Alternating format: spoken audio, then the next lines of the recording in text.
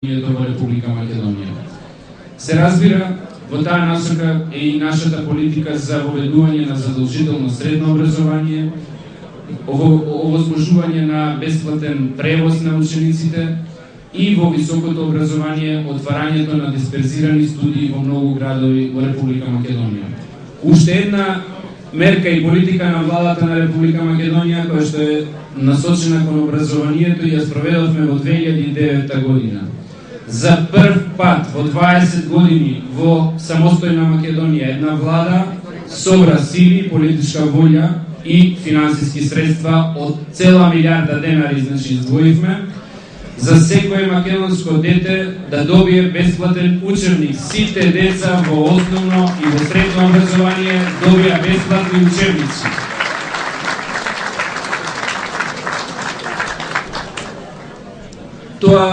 Тоа се политики кои што помагаат да се подобрат и резултатите во образованието.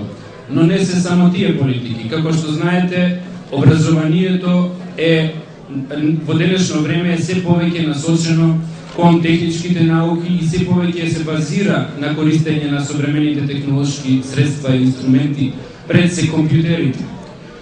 Токму тоа беше причината зошто владата на Република Македонија, владата на ВМРО-ДПМН, во изминатите 2-3 години реализираше еден од најкрупните проекти во областа на образованието во овие 20 години, а тоа е проектот компјутер за секој дете. Секој студент, секој ученик во средно образование, секој ученик во основно образование му е обезбеден компјутер и денеска децата веќе во повеќето школи почнаа да ги користат компјутерите како начин на следење на наставата. И ние очекуваме тој број да се зголемува и се повеќе од секој поголем процент од наставата понатаму да се следи преку овие современи средства и на тој начин децата да учат и да работат на компјутери, но истовремено да ги користат компјутерите за совладување на наставните содржини.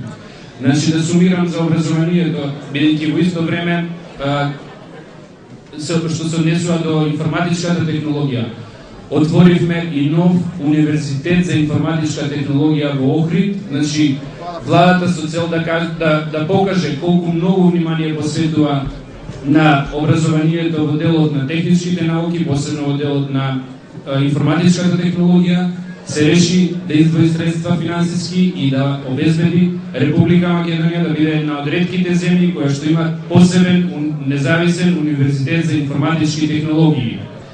Ние во овој период, практично во изминатите 2 години, почнавме проекти во транспортната инфраструктура и другите инфраструктурни области кои што многу години беа зборувани, многу години беа планирани, но никако да започнат.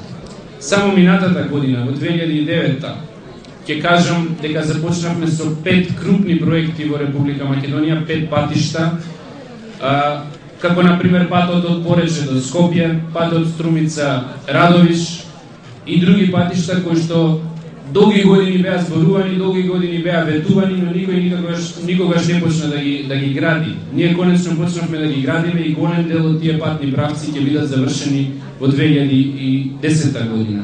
Но не е само тоа, бидејќи истовремено обезбедивме 120 милиони евра за финансирање на патишта преку Светската банка и преку Европската банка за обнова и развој, од кои што веќе почнаа да се финансираат и регионални патишта и локални патишта. Значи имаме околу 11 регионални правци и имаме планирано околу 200 километри локални патишта да бидат изградени со помош на со поддршка на овие финансиски средства што ги кажам. Меѓу другото, со финансиски средства од Светската банка, обезбедени во износ од околу 12 милиони евра, како што знаете, се гради делницата Табановце-Куманово и очекувањата се, министре, дека таа делница ќе се заврши до крајот на оваа година, до крајот на август. До кога? Па некаде октомври месец треба да се случи летата. Добро, значи октомври очекуваме, еве јавно министер одвети дека ќе биде завршена таа делница.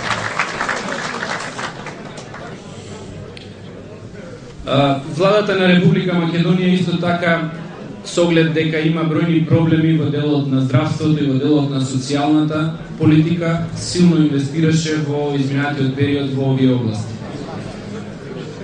Во здравството ќе спомнам само два крупни проекти. Едниот е реконструкција на јавните здравствени установи. Јас верувам дека јавната здравствена установа во Куманово има потреба за реконструкција, како и многу други. И за таа цел владата обезбеди околу 45 милиони евра веќе се обезбедени за првата фаза на проектот за реконструкција на болниците, односно јавните здравствени установи, меѓу кои е влезена и јавната здравствена установа во Куманово. Значи Куманово влезе во таа прва фаза и меѓу првите ќе почне реконструкцијата тука на болницата во Куманово. Но нема да се станеме на тоа, значи истовремено уште околу 40 болници во Република Македонија во оваа прва фаза, 40 јавни здравствени установи влегуваат, а во втората фаза уште 50, значи практично целата територија на Република Македонија ќе биде покриена со околу 100 милиони евра инвестиции, односно средства за реконструкција на јавните здравствени установи. Во делот на социјалната политика, она што е најважно е практично во вакви тешки времиња да се обезбедат доволно средства за најповредливите категории на населението, за самохраните мајки, за примателите на социјална помош, за оние кои што не можат од сопствени средства да обезбедат било какви приходи.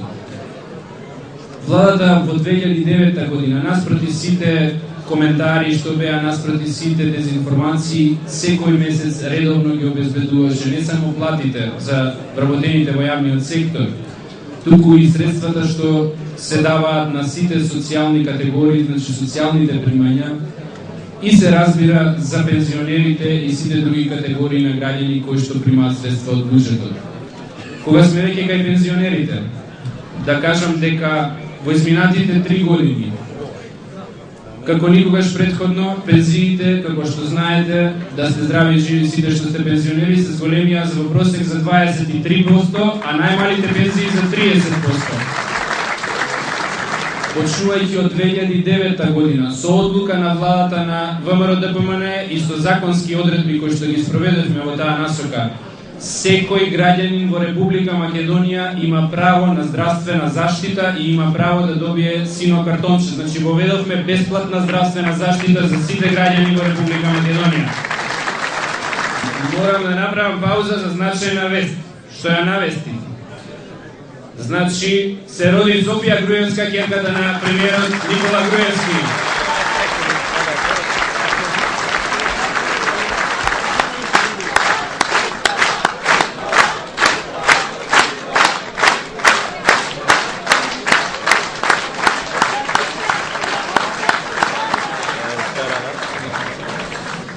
Сега тешко е после ова да се продолжи со политиките и мерките, меѓутоа затоа сме вечерва тука да продолжиме она што секако и премиерот ќе го направеше и го прави, да разговараме за тоа како да го подобриме животот на граѓаните на Република Македонија. Јас ќе кажам уште 2-3 работи за да не должам премногу и да им дадам можност и на неколку од колегите да се обратат, меѓутоа она што сакам да го кажам е дека за да се создадат услови за добра економија, за да се создадат услови за поквалитетна бизнес клима, клучен предуслов е да се подобрат условите во делот на судството, во делот на работењето на правниот систем и функционирањето на државата како правна држава и секако безкомпромисната борба против корупцијата. ВМРО-ДПМН од првиот ден до последниот, до денес, води принципијална и безкомпромисна борба против корупцијата. Куманово тоа добро го знае, така? Добро вечер на сите. Добро вечер до граѓаните на Куманово. Навистина импозантно изгледа вечерва салава. Подпредседателот на владата Ставровски навистина опфати многу теми, многу области кои се од исклучително значење за животот на граѓаните на Република Македонија. Јас ќе се обидам да се осврнам само на една област, она со што секојдневно и најдиректно се занимавам, а тоа е областа која опфаќа владење на правото, функционирање на правната држава и секако борба против корупцијата и криминалот. Она што е различно во Република Македонија во последниве нешто повеќе од 3 години е тоа што покажавме дека може да се води борба против